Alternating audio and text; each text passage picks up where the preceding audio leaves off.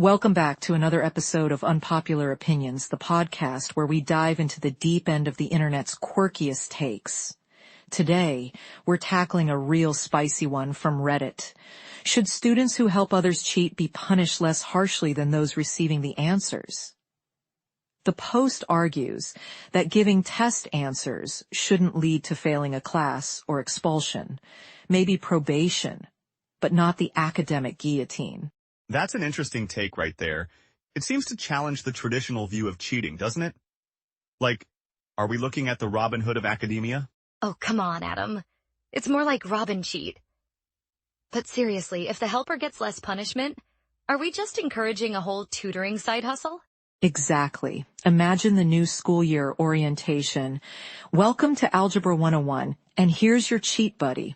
But seriously, one of the commenters pointed out the difference between an unwilling helper versus one who's selling answers. It's like comparing a forced accomplice to a drug dealer. That's a fair comparison. Peer pressure in schools is a real thing. Some students might feel obligated to help their friends, fearing social repercussions otherwise. It's more complex than just black and white. Yeah, but what about the commenter who compared it to drug dealing? That's a pretty heavy analogy, but it makes you think about the ethics involved. There's a difference between sharing answers because someone's pressuring you and actively running a side business. I agree. And then there's the story of the guy who helped someone so incompetent she ended up being his dad's nurse.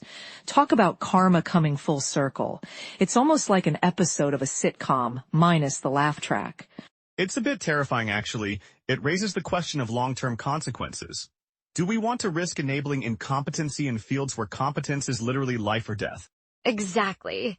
But maybe that's why the post suggests a more nuanced punishment system. Not every case of cheating is the same, so why should the consequences be one size fits all? True. But where do we draw the line? Do we start having cheating degrees of severity? Like, sorry, you only get a slap on the wrist because your cheating was under duress. That's the million-dollar question. And it's not just about punishment.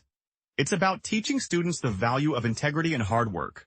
Or at the very least, teaching them not to get caught. Just kidding, folks. Stay in school and do your own work. And on that note, we want to hear from you. What do you think? Should the students who help others cheat get off easier, or should everyone face the same consequences? Let us know in the comments below. Until next time, stay curious and keep those opinions coming.